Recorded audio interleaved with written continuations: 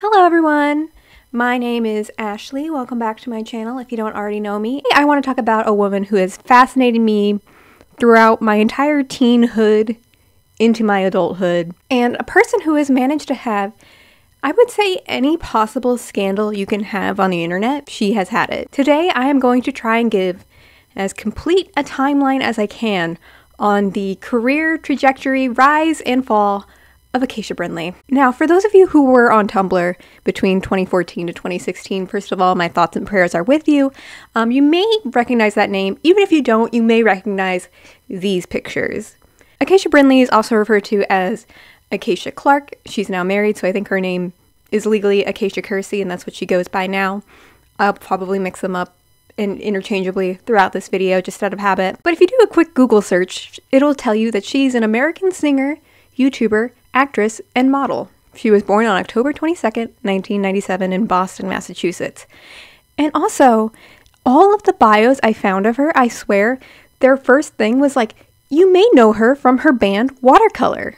And let me tell you, the way Watercolor takes up like 30 seconds of this video and has nothing to do with the things that she has done over the past 10 years, like, I don't know who was writing this information and how it's managed to spread so far. She did have a band. We will talk about it. It is not particularly relevant. But Acacia grew up with several siblings before she started her internet fame. You may know her brother, Peyton Clark, who apparently was on the Disney Channel way after my time, and apparently dated Sabrina Carpenter. So that makes Acacia Clark like 3 degrees of separation away from Sour and Olivia Rodrigo. Fun fact for you. And another of her family members you may have heard of is her father, Rich Clark, who is, I believe, just a child photographer. That should be red flag number 1. But according to Acacia, she spent time between her parents' house, her parents' divorce when she was young, moving from state to state, place to place, and she went to 15 schools, including pre-K specifically. And as someone who went to 13 schools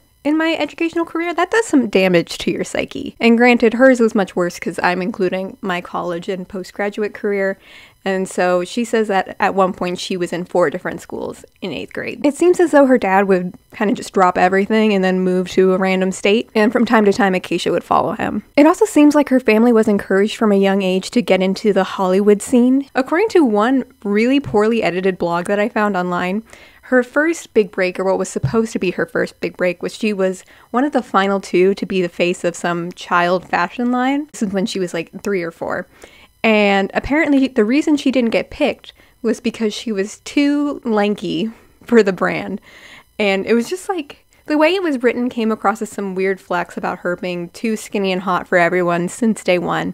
But I also couldn't verify this information beyond this one random blog from like 8 years ago, so who knows how valid this actually is. But as I mentioned earlier, her brother did end up becoming a Disney actor, and like a lot of Disney actors, they don't just come out of nowhere. These are kids that are going to auditions and trying to make it big for years and years and years, totally out of their own dreams and not at all their parents living through them. But what really changed for Acacia was when she discovered Tumblr.com. Acacia started her first blog in 2012 and it was called Let's Snuggle. I feel gross saying that. And if you're younger than me, like significantly, it might be hard to imagine that just having like a DSLR camera, the ability to take pictures in HD and being like vaguely pretty for, you know, a 13-year-old was truly enough to make you a celebrity in those days.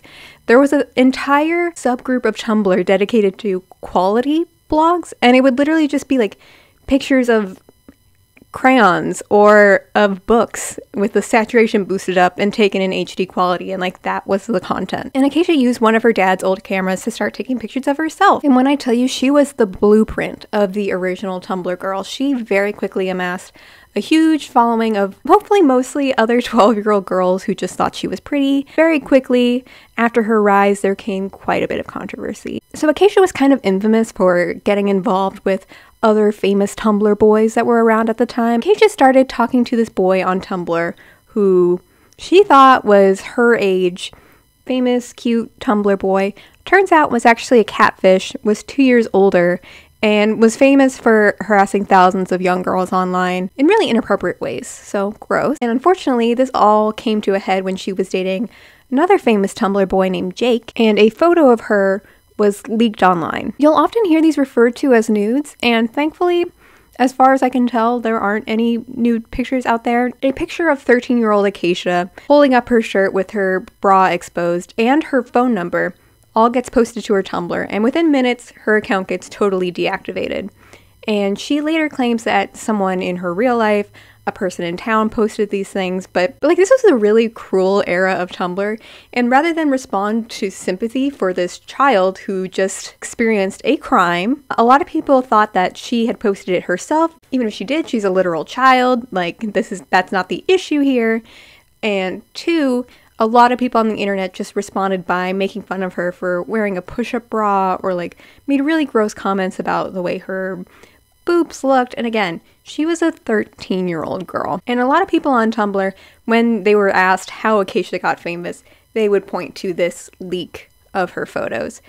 And I want to give Acacia full credit. She was a very famous and popular girl on Tumblr well before these things happened. And truly, like, this is just like a blip in her childhood that is all around awful. Of all of the scandals, like, I think we can point to, this is objectively, like, not her fault as a child. But apparently her Tumblr boyfriend Jake used this leak as a reason to break up with her, that she was too, like, scandalous or something, or he thought that she had intentionally posted them online. I don't know. But she started a new account called Call Me Giraffe and dyed her hair brown. She had a new image. She was ready to take back on the internet. And apparently her URL didn't come from the fact that her favorite animal was a giraffe. It came from the fact that this other famous Tumblr boy said that she looked like a giraffe. And this famous Tumblr boy was also older than her, and also, what gives you the right, sir? I will say, at least I'm talking about Acacia's scandals. I truly don't know who this man is or what he's doing today. Like I said, 13-year-old Acacia could not catch a break, and I will be much more critical of her going through this video, but this is the era where I just, like, truly want to, like, take her phone away and give her a hug. Because when she came back with the Call Me Giraffe URL, her brand was not recovered. She would actually post much more pictures of her in her underwear or posing sort of scandalously, and she would also way overshare, as I could not find the original post of this, so this may just be a rumor, but I found it on a couple of blog sites that apparently Acacia posted about her mom catching her doing inappropriate things with a boy at one time, and during this time she was also flirting with different internet boys, and she became like the bad girl of the Tumblr era, even though, again, she was like a child when all of this was happening. And her most iconic relationship, I would say, of all time, some may disagree, was with Sam Patorf. I have never heard his name spoken out loud. But apparently this was a big catch because he was a member of the famous internet content group O2L. Now, I didn't follow O2L at the time, but I know plenty of my friends did. They were just a group of cute internet boys. There was Connor Franta, Ricky Dillon, Sam Patorf, JC Kalen, Travi Moran, and Keon Lawley. And because Sam Patorf was also a pretty significantly famous person on the internet at the time, people were pretty skeptical of this relationship between the two. And apparently Acacia bragged about her following on Tumblr quickly going from 20,000 to 60,000 just in those few weeks that she dated Sam. Now, unfortunately, their relationship did not last that long, but she did give us the pleasure of releasing this video. So most of you are wondering what happened, and me and Sam have had some fun times, yeah.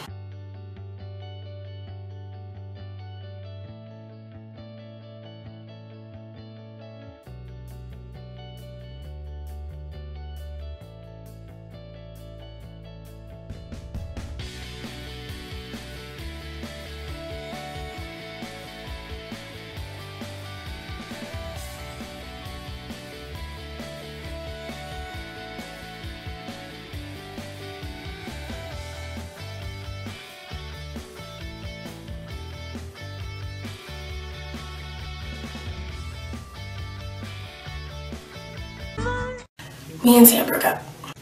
I got this. Whew, okay. Smile. Yeah. I'm smiling. The grasp the chokehold that this video has on my psyche. Like, I cannot get it out of my head. I just really love the romantic montage, and I wish that they could have worked it out. I think they're both married now, so it might be a little late. But her breakup with Sam, unfortunately, was not just this iconic breakup video. Her next big scandal comes with a trigger warning, and I will not be including pictures, although these are also pretty easily accessible if you want to verify what I'm saying. But she posted pictures of what appears to be self-harm on her arms and claimed that these were due to her breakup with Sam or some of the emotional stress that her relationship with Sam had caused. And the internet lost it at this point. Sam apparently responded that these were just scratches and not actual, like, scars, which I think was a big gotcha at the time, but, like, I don't know, a child hurting themselves, I don't really care how deeply they're hurting themselves. It's the fact that they're hurting themselves that's the problem. And people were, like, in the trenches trying to say that she had faked them. They would compare pictures of her that were taken supposedly like a week before and be like, oh, you don't have scars there, but you have scars here. There's no way you're actually suffering with mental health problems. And you know, the internet just really didn't have a nuanced understanding of mental health at the time. I mean, one, I think that era of Tumblr was just a very dark time to be a mentally ill child, because the narrative presented online was that if you suffered with depression, if you really suffered with anxiety, then you would self-harm in this like one very specific way that was very visible to other people. And if you didn't do those things, then you weren't really depressed and you weren't really mentally ill. Whereas I think now we can all understand that there's lots of ways that you can harm yourself when you're depressed or going through something, and it's not all like just scars. Also, I think we can understand that even if she's exaggerating the severity of like the scars on her wrists, no mentally well-adjusted person goes to that extent to like expose that level of harm on themselves like to the internet. Acacia very clearly needed help at this time, and the internet just destroyed her for it. It saddens me to say, but I really do think it was just like a product of the time. I think we finally got into an understanding when it comes to like depression and anxiety and how to recognize the red flags, but any other mental illness, we're like, whoa, whoa, whoa, whoa, whoa.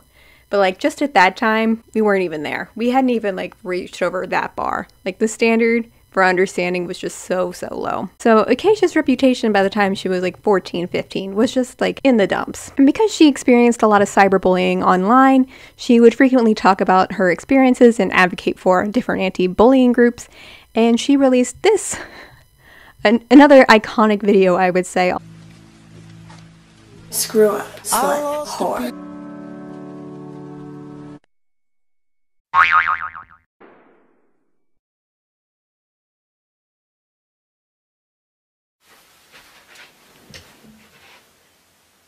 What if I didn't come back? Yeah, in case you couldn't tell, I dubbed over what was supposed to be a gunshot sound. You know, I appreciate the intention, Acacia, I certainly do. But yeah, just wild what you could put on the internet at the time.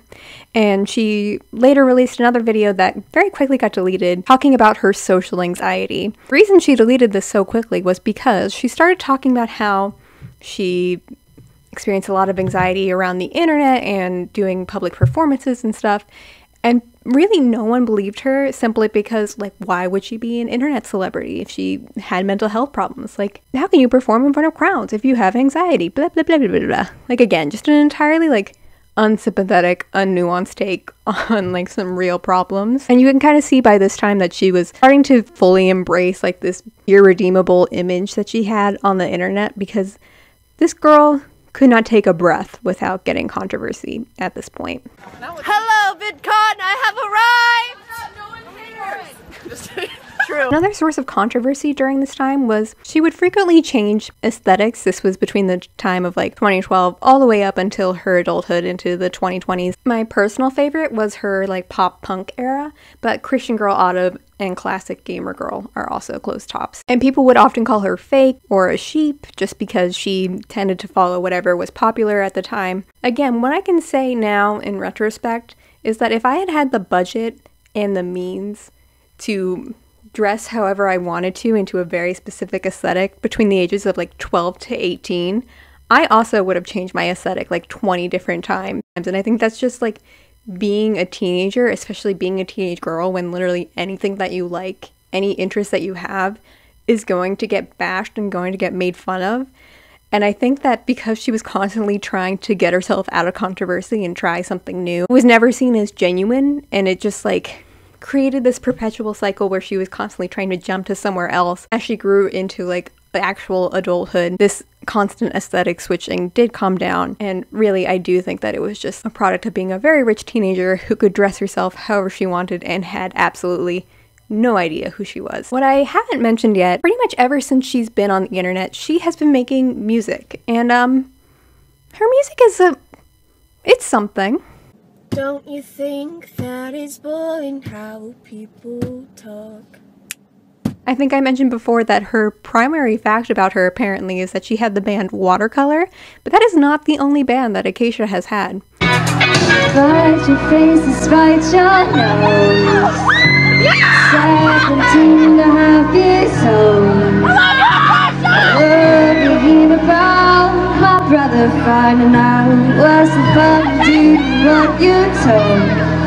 I said no. You know, I admire her confidence. She briefly had a girl group called Girl Squad, and I really wish that this had lasted longer because iconic. Hop it, top it, paparazzi, hold on, take this flick. Band Watercolor. So apparently the band Watercolor was her entering her punk era with two boys who notably were, I think, 18 and 20 when she was 16 in the band together. They were only together for a couple of months before the boys posted on Instagram comments that they had been kicked out of the band by Acacia for apparently changing their hair without permission of Acacia, and were hoping to make music on their own. And Acacia never really responded to that. She just kept moving on. I respect her because lack of talent has never slowed her down. But also, it was kind of difficult to stay in bands for a long time because outside of her YouTube, her Tumblr, her bands, she also became a model in this time. She started modeling for Brandy Melville. Yes, a brand great for all people unless you're black, Jewish, working class, or larger than a 6-year-old boy. And I'm not gonna lie, I did buy my prom dress because I saw Acacia modeling for the prom dress company, but it had pockets, and I looked like the prettiest princess at the ball, and I will not apologize for it.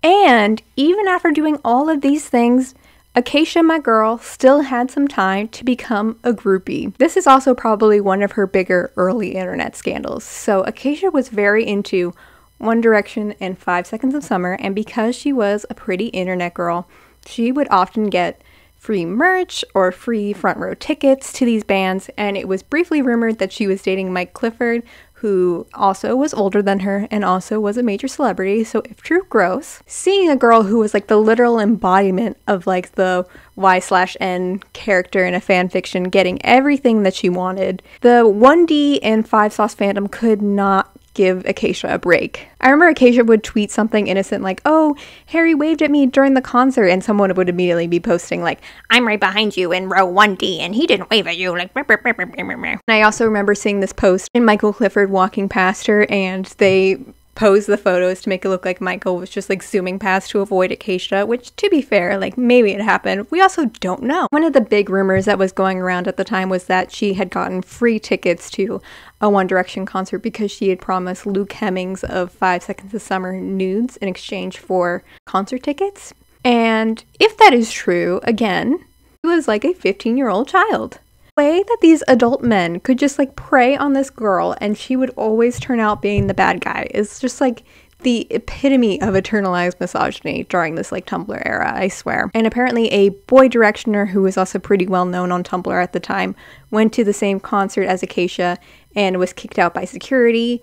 And he later blamed Acacia, saying that Acacia had went up to security and told them to leave because he like didn't like her. Very little evidence on either side to back up what happened. There was one really gross fake post I saw. Supposedly, Luke Hemmings' mother saying, "Stop sending my son pictures of your dirty crotch." And then Luke Hemmings also responding to Acacia being like, "Oh, you slut." One, these posts definitely were not real. And two, I don't know why we all thought this was some sick own, where it was like the mother of some multi-million-dollar band was just coming up after this 15-year-old child.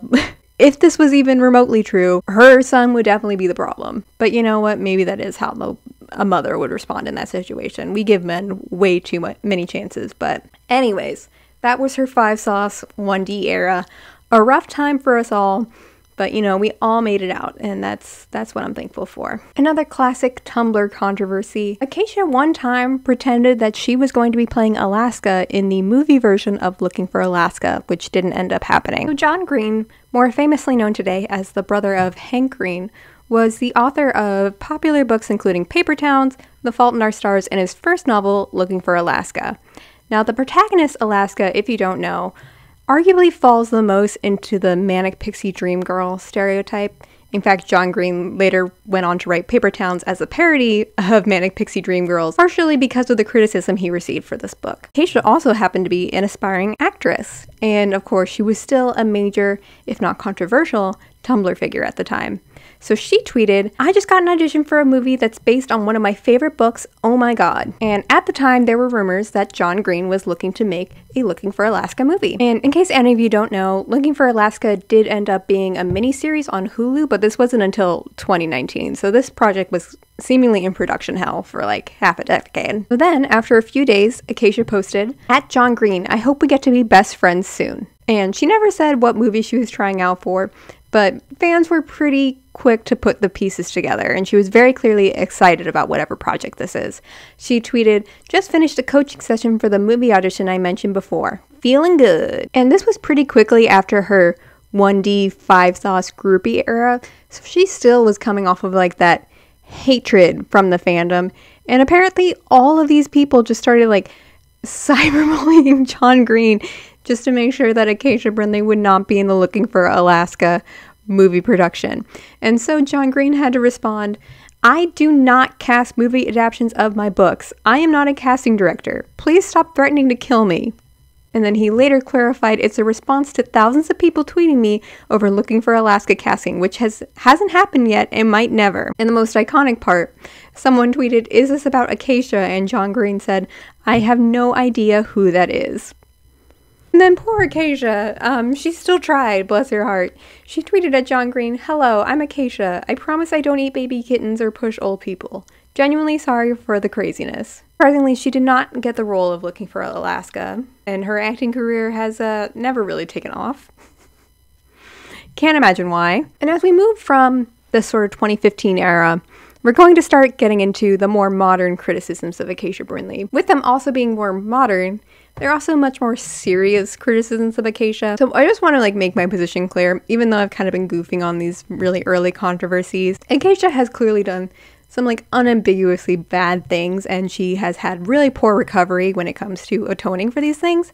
And so we're going to start to dive deep into what exactly people hate about her in the year of our Lord 2022. So let's start with an easy one. Pets. So Acacia has adopted various different animals throughout her time on the internet, starting from when she was maybe 15, 16 up until now. An overwhelming majority of them have ended up being rehomed and or kept in less than ideal conditions. In 2015, she first got her hairless cat, Sebastian, and she had mentioned before multiple times that she is actually allergic to cats, and as someone who is allergic to cats, I am frequently recommended hairless cats as an alternative for me, and I have to remind people every single time that the hair is not what makes people allergic to cats.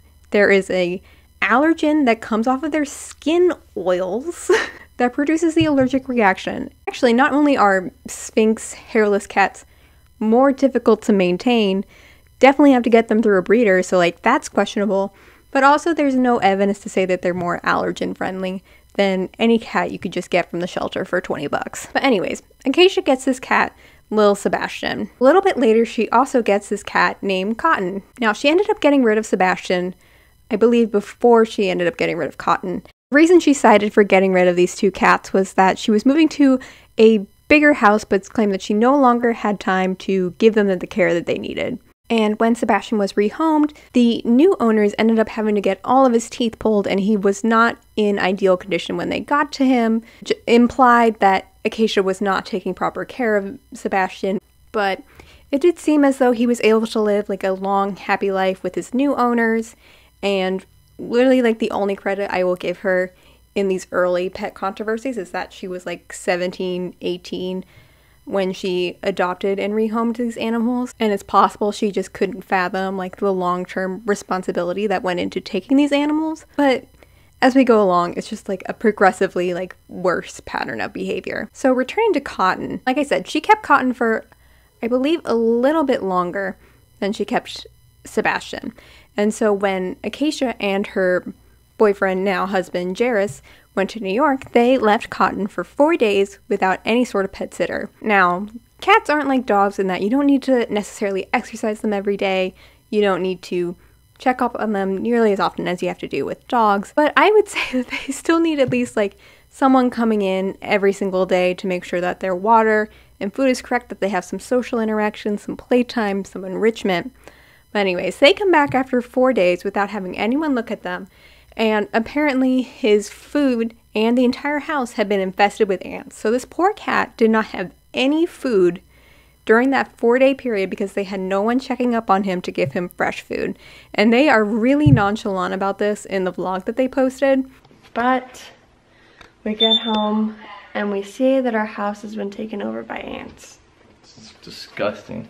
And we feel terrible because Cotton was staying here and we gave him like 2 bowls of food and just like a giant thing of water so he'd be fine while we were gone for 4 days.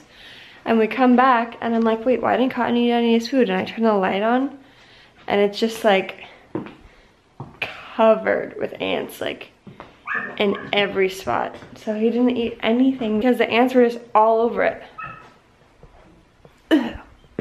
Like poor Cotton. I'll try to, here, look at this. Like, it goes all the way, I'll show you where it starts, but whoop. It's like all over his food bowls. All the way down this. They had the money, they had the wherewithal to be able to hire someone to look at their cat. They had friends who could just like stop by every once in a while. So I don't think it was much of a surprise that Cotton ended up being rehomed. Now the next cat I don't have as much to say about because he, I think, lasted the shortest. She got BB-8 while she was in Arizona. And in fairness, BB-8 is a very cute cat, but he did not last long. Despite having multiple cats before and despite knowing that she was allergic to cats, she did end up realizing that she was still allergic and rehomed him again. Pivoting to dogs, as I mentioned before, dogs are generally going to be a lot more work than taking care of a cat. In 2012 or 2013, I believe she adopted a puppy named Jabba, and she had to rehome him because her mom apparently told her to give Jabba away. And again, the only credit I will give for her in this situation was that in 2013, 2014, she was like 16, 17, so I don't really know how much authority she had in that situation. And during this time, she was moving around quite frequently. She was doing modeling gigs, doing acting jobs, doing her YouTube and Tumblr, traveling very frequently, which again makes sense for why she didn't want to keep an animal. But she adopted the animal in those same circumstances, so it's just like, why couldn't you have foreseen these things before you adopted and emotionally bonded with an animal before rehoming them? The good news is she did end up rehoming this Jabba to another family where she said that she could see him. I don't know how closely she kept in contact with Jabba or the family, but I'm glad that this dog didn't have to be in the shelter for any period of time and that he was supposedly given to a family that was able to meet his needs. Now, what makes this story worse is that just a few years later, after she had rehomed Jabba, she got a dog of the exact same breed named Tibbers. And a lot of people were quick to voice their concerns because they had just witnessed her rehome Jabba and the cats, and were worried that she did not understand the responsibility it took to take care of this newborn puppy. And Acacia responded that she was so over people saying this. I had Jabba 2 years and he didn't have a good life with me back then. I'm ready now. So she did rehome him, but not before she also adopted 2 more dogs. She got Lucy and Ava. Ava and Tibbers did not survive the next move because apparently they could not be outside dogs. So eventually it was just down to Lucy. Another problem that comes up with her dogs is there's a clip you can find of her yelling at one of her dogs on screen because he's barking.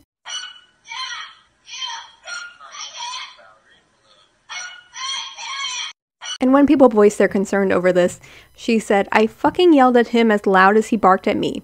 Get the stick out of your ass. He's a happy dog. But she did delete this video. You can find it, again, fairly easily. But one of the concerns that still stays with her pets that she does have now, she still has Lucy, is that she claims to still have this busy schedule and Lucy apparently has a lot of reactivity and social anxiety issues, and it does not appear as though she's working on those with her dog, taking the time to interact with her dog in the way that she needs. And fairly recently, she adopted another dog, a dachshund named Poppy. And the comments on this reveal post were pretty quick to say that Poppy would be rehomed, but apparently they are both still in her care as far as I can tell. And on December 3rd, 2020, Acacia did make this post. Did you know I had other animals before Lucy and Poppy?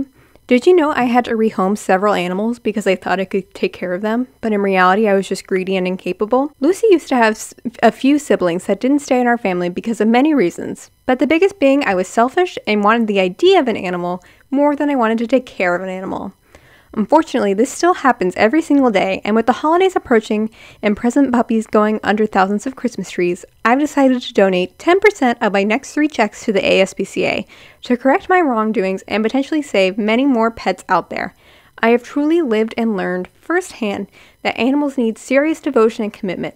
I'm incredibly grateful to have Poppy and Lucy in our family, and they will be our best friends till the end of time. And I will say, to her credit, that she has kept Poppy and Lucy since this post, it appears, and I do appreciate her admitting her shortcomings, pledging to donate, and being receptive to the criticism to where she had previously just completely shut people out. And again, even though I don't think her constant rehoming of animals was in any way responsible, even for a 16, 17, 18-year-old, I can at least hope that she's changed now, that she's reflected on her actions, and that she means what she's saying in this post. I really want to give her the benefit of the doubt, especially in this regard. And I do hope that anyone out there knows that taking care of an animal is a huge responsibility, and the process of rehoming an animal is going to be traumatic no matter which way you go about it. Like my dog Goose, he was surrendered to the animal shelter because someone couldn't take care of him anymore. And he had bald patches everywhere, he had untreated fleas, he hadn't been vaccinated. And even though he had been treated this poorly, he apparently cried the entire time he was in the shelter, and cried for the first couple of days that I had him because he missed his previous family that much. The emotional impact that this has on these animals is very real, and I don't want to trivialize that. And so I truly hope that Acacia can live up to her word and not promote these kind of behaviors anymore, because animals are not accessories and you shouldn't just be rehoming them anytime it's no longer convenient for you to post about them. Okay, I feel like I got heated about that one, and so I'm going to break from the next serious controversy and talk about a more petty one. The next big one is the Airbnb scandal, otherwise known as ants. In 2017, Acacia took her newborn baby Brinley and her husband Jairus to an Airbnb in Malibu, and she posted pictures on Instagram. Everything seemed to be fine until she posted a very harsh review afterward. Acacia posted, "People with guns walking right by the Airstream. We had our 4-month-old with us. Ants, ants, ants. It's disgusting. It rained, and there was a lot of leaks, even a leak above the bed. We told the owners about our experience before leaving this review, and they didn't want or care to help us at all. Also, it's very dangerous to get up and down." And the owner of the Airbnb did not hold back. Rainy responded, "After hosting hundreds of guests with endless 5-star reviews and, more important, sharing and creating amazing experiences for our guests, we finally hosted and were reviewed by the most negative and overly dramatic people who do not wish upon on any other host. Being located amidst thousands of acres of pristine land, we share this location with the local fauna. If you leave food out, ants will eventually come. If you don't leave food out, ants will stay busy being ants somewhere else. One might also see crickets, ladybugs, mosquitoes, bees, snakes, mice, foxes, owls, coyotes, bobcats, the elusive P37 mountain lion, deer, mosquitoes, ladybugs, hawks, pods of dolphins, and even whales from our deck. We're sorry these guests really don't like ants. Again, our location touches is surrounded by the Santa Monica Mountain State Park. Therefore, what they really mean to say or leave out is that people with guns means 2 wonderful and friendly state park rangers who walked past the Airstream once and introduced themselves to anyone who didn't lock themselves in the car. That afternoon, after the most incredible lightning storm over the ocean with lightning bolts striking the horizon every other second, it lasted for over 6 hours, during which there was a passing shower for about 5 minutes. We had a tiny leak in the kitchen roof, which guests apparently swear it has magically moved to over the bed, despite the bed being completely dry that morning. As hosts, we see hundreds of guests, and this listening can be especially tricky, as it's always a bit of an adventure. It's remote, completely off the grid. can be difficult to find if one does not read the directions. No cell reception, limited electricity, weather influence, a long dirt road. But once you arrive there, the rewards trump these limited challenges. It's an experience which is hard to find, especially only 1 hour from LA. It's pure, undisturbed. It's just you, your partner, and infinite views with no trace of mankind. It forces you to look inwards and meditate. People reconnect to each other without the distractions of Wi-Fi and cell phones. People spontaneously get engaged. People conceive children there. You feel minuscule below the million stars above and this massive panoramic presence of the universe floating above. It's sort of restart button for the soul.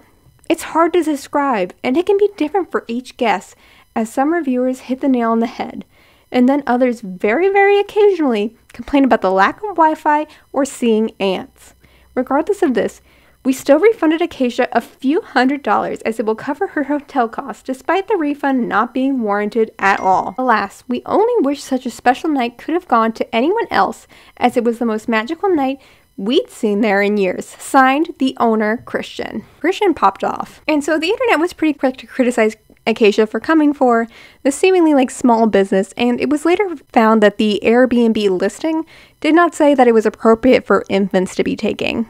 And Acacia also claims that the owner knew that Brinley, her newborn child, was coming, and that it was totally okay with the owner. Again, this is kind of just a he said, she said, but just adding to the list of things that people do not like about Acacia Brinley. Alright, so I feel like we took a break with the sort of stupid drama, so I feel like we should address the elephant in the room, at least to me, and that is Acacia's blatant and patterned racism. So Acacia's history of racism actually extends back as far back as 2012, 2013. We're talking early in her internet career, but it seems as though it was not something that she felt like acknowledging until June of 2020, which, if you can remember what else was happening in the world, a lot of people were being called out for their racism at the time, and it's widely implied that she only responded at this time because it was starting to affect her influence with brands and ultimately her income at this point. You can actually still find videos of her saying the N-word still on her channel. I'm actually really surprised that they're not still deleted. I'm going to show the clips, but I'm obviously going to cut out the N-word because I feel like we get the point at that point. Here's my makeup tutorial. Peace out. And it's important to point out that this wasn't just a one-off thing. It seems like for at least a brief period of time, this was going to be her closing catchphrase. Your eyes! Peace out. And I hate to bring Shane Dawson up at this point, but it clearly seems like she was influenced by his sense of humor because she would frequently also rely on Black stereotypes in her humor and would upload them to her vlog as well. And one of the clips you'll often see is a clip of Acacia with her adopted Black sister talking about her younger sister's skin color. Now, what color are you? I am brown and do not say I'm black. Black. Period. She's brown. And what really makes me sad about all of these clips of her just being blatantly racist, blatantly ignorant, is that clearly her parents did not take the time to educate her, even though they had a Black younger sister, about the implications of saying things like this. And unfortunately, what makes these things, of course, 10 times worse is that when people would refer to her saying the N-word, saying other racially insensitive things, she would refuse to apologize. One of the DMs that are frequently pointed out is this one where she says, "So I'm just asking you that what you said wasn't racist? I'm confused, I'm sorry. You said racial slurs, but you weren't racist at the time? Is this what you're saying? Did you know what those words meant when you said them? I don't want to apologize for being something I'm not. Racist. I'm just apologizing for something I did. Racial slurs. Well, when I said the N-word, I was talking about everyone. I didn't use them towards Black people, or saying Black people are. I had no malicious intent when saying the slur. And I am not the expert on this subject. As a white person, I am firmly of the belief that all white people are racist, that we're all impacted by society telling us that white people have some sort of superiority above Black people, and that is perpetually implemented by political structures, by societal structures, and just saying the N-word on repeat is just another way to exercise that power. And whether you meant it to be harmful or not, the impact in your perception of Black people, it's the same result at the end of the day. And she did eventually issue an apology in June of 2020, which did not get the greatest response. And although she no longer outright says the N-word in front of people, it did later come to people's attention that she did not vote in the 2020 election, does not appear to have taken a lot of action outside of these few apologies to unlearn her racist behaviors and look inward at what drove her to do these things when she was 13, 14, up until when she was 20, 21. Now, I'm not Acacia. I'm not someone who knows Acacia, so I can't tell you how she feels about people of color, how she feels about black people, how she feels about her own sister.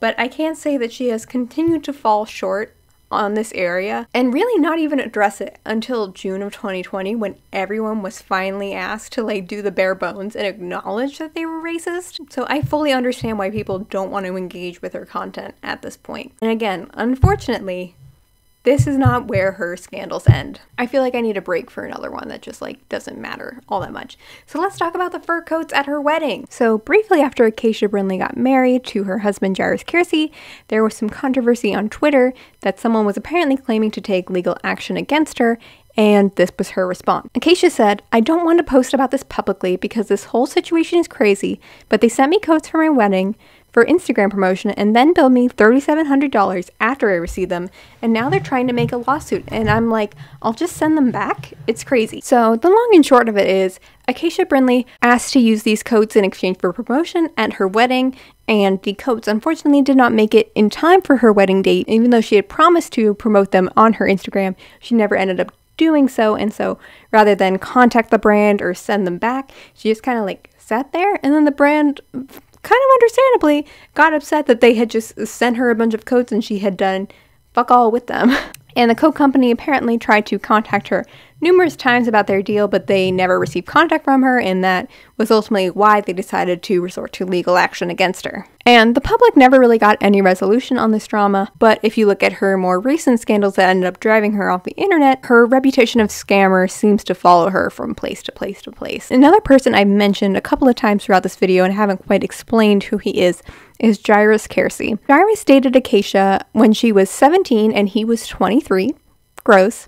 He had previously been dating one of her friends, and at the time that they met, he was in a band that kind of went nowhere, and they were dating very publicly for the first couple of years. The couple seemed to move very, very fast.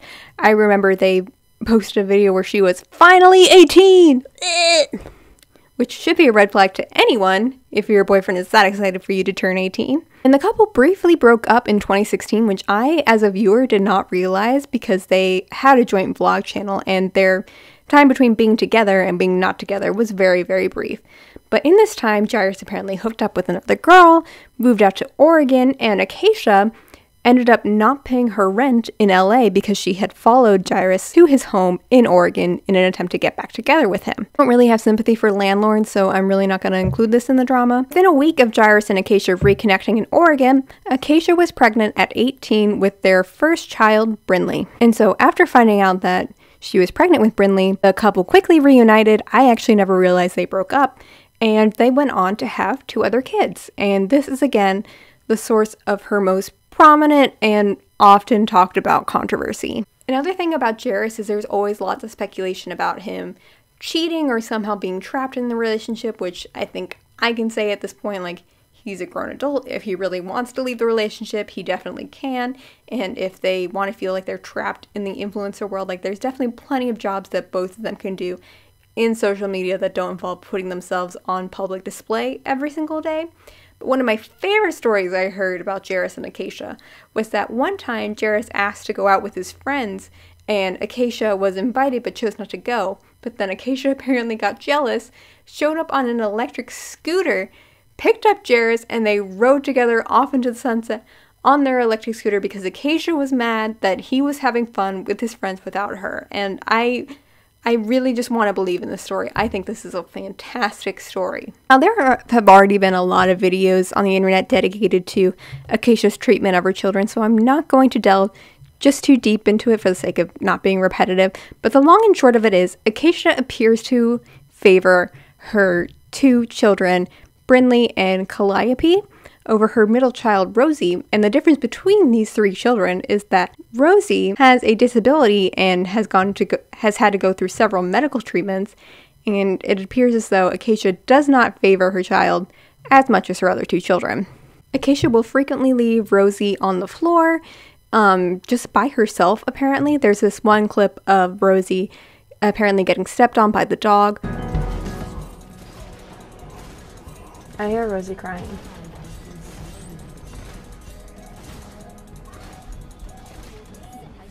Just wants you to back up really bad.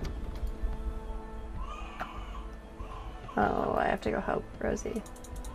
I hear her crying. BRB, guys.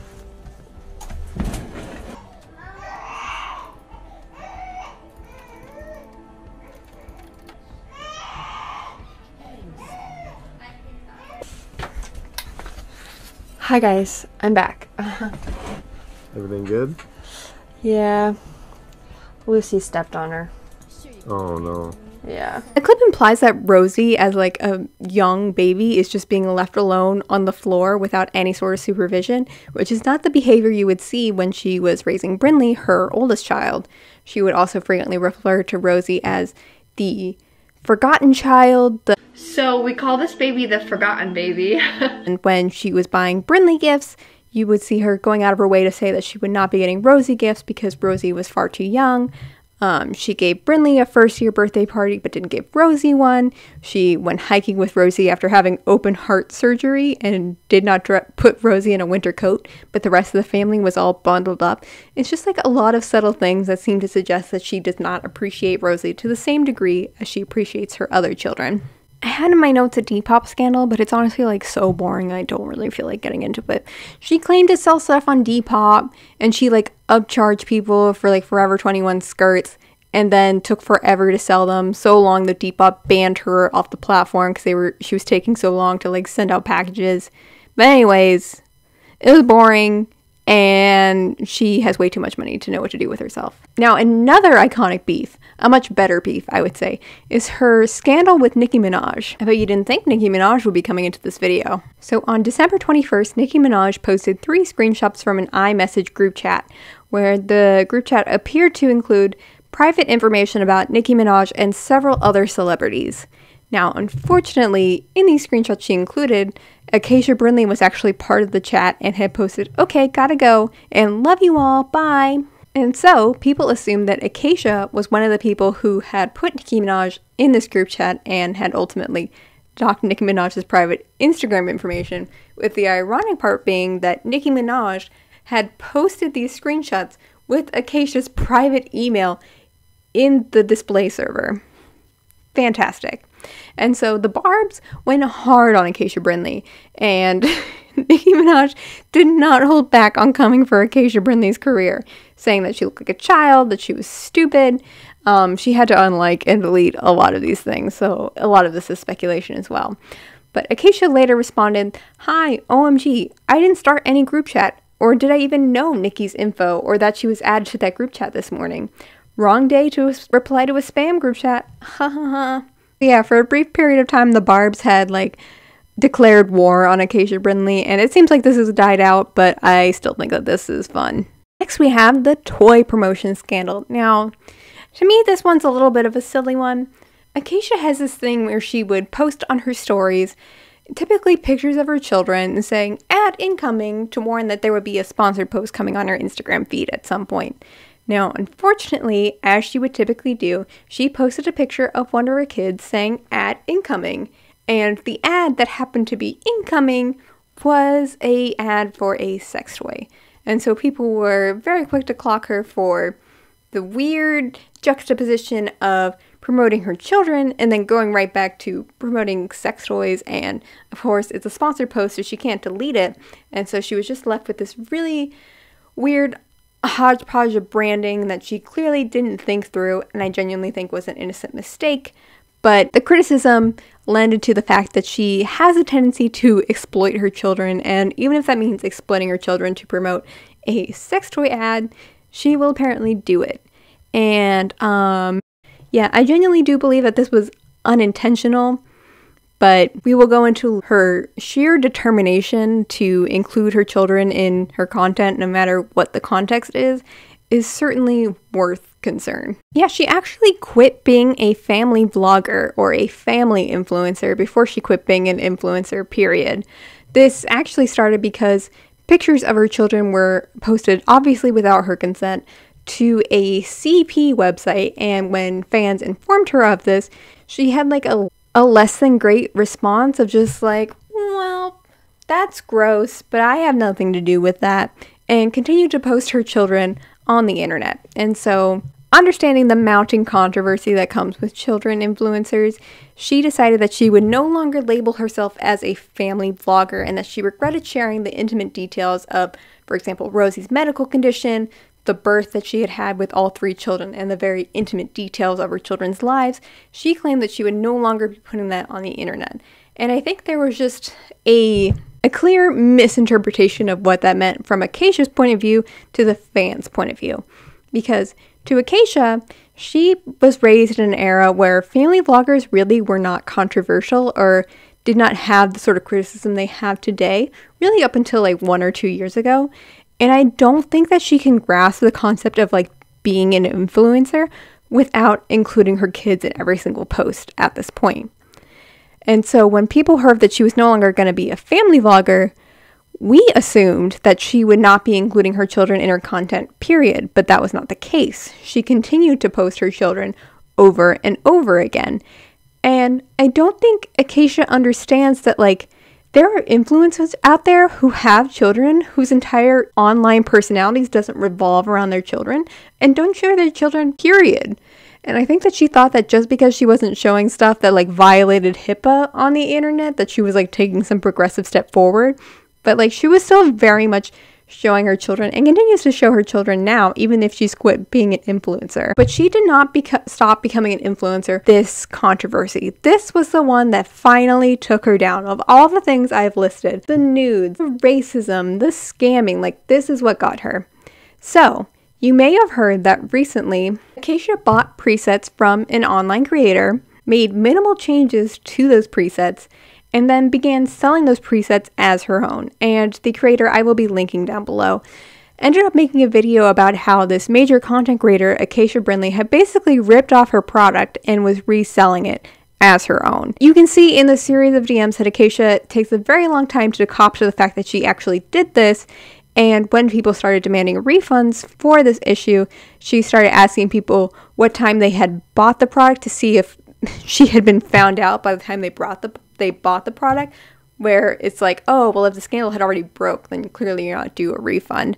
And the reason she claimed that she was no longer giving a refund to these people is that she was in some sort of financial crisis and that she had already spent the money. So she is still periodically giving people refunds. Within a few days of this scandal dropping, she quit being an influencer full-time and started doing Patreon-only content. And of course, because this is Acacia, her Patreon does not come without controversy. Despite retiring as an influencer because she blatantly stole content from another creator, she is still actively promoting her children in her content. She does not appear to have substantially changed her content, despite the years and years of criticism that she's received. And this is where we're currently at. Even saying that, I know that I have probably missed 10 other scandals that Acacia has had in this time. And what I find so difficult, if I were in Acacia's position, is that Acacia has had so many controversies, and these seem to range from pretty trivial stuff to things where it's genuinely not her fault. Like, it seems like she was taken advantage of by older men where she had no idea what she was putting herself into, to genuinely terrible things that she has done. And all of these things have kind of become a mesh in her head where she can no longer critically parse out the criticism that comes from, hey, like, this child's nudes were put online without her consent, to, hey, you are being really racist and making money off of it, and you still, in the year 2022, have not deleted these videos. Like, what's up with that?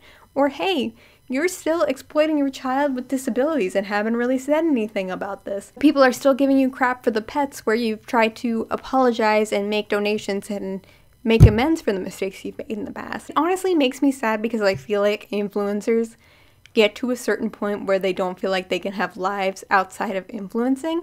And I promise you that when you get to this level of success, there are plenty of companies that will hire you to do the bare minimum behind a paywall, behind an area where you have to be seen and subject to this public criticism. Like, no one is asking you to be an influencer, to tear your family apart, to be subject to this kind of criticism for this amount of money, because it does not seem worth it at this point. And in some ways I applaud her, because I do not think that I could have lived through every single controversy that she's lived through and continue to show my face every single day. Like, the girl is shameless. In many ways, she has shaped internet culture in every single aspect that she has been involved in. I cannot claim to have done what she did for Tumblr from 2012 to 2016 the way that she did. And I feel like the way that Marie Antoinette is the subject of so many PhD dissertations, Acacia Brinley will one day be the focus group in an 8th grade literature class. Like, there is so much to unpack there, and I certainly has hoped that she has grown from all these controversies, that she has learned what went wrong on her end, and also where the controversy was straight up out of line. I understand that, like, when everyone is attacking you, it's so hard to parse out what is valid criticism and what are things that are just like internalized misogyny, just the internet being the internet. Again, that's why I say it's honestly incredible that she's managed to be public facing for as long as she has. So, I would love to know your opinions. Please let me know any other controversies that I missed out on in this list. Even though it was extensive, I'm telling you, there's much more that I'm missing out on, I'm sure. And if you like this video, feel free to like, comment, and subscribe, and I will see you in the next one. Bye! This one is for the boys that are born with system, top down AC with a cool system. When they come to their club, they're blazing up, got stacks on deck like saving up. And he ill, he real, he might got a deal, he pop bottles and he got the right kind of bill. He coke, he dope, he might sell coke, he's always in the air but he never fly coach. It's all the ship, but I'm gonna jip kiss on the, that's kind of do, I was like, and yes, to get slapped, even looking how, I said, excuse me, you're a hell of a guy. I mean, my like public flight, I mean, so shy and moving tight, like slicking the guy with a thing on his eye. Yes I did, somebody please tell him what the F.I. is. I am Nicki Minaj, Mac Luta, back hoops up, try to do so. Why did I just do that?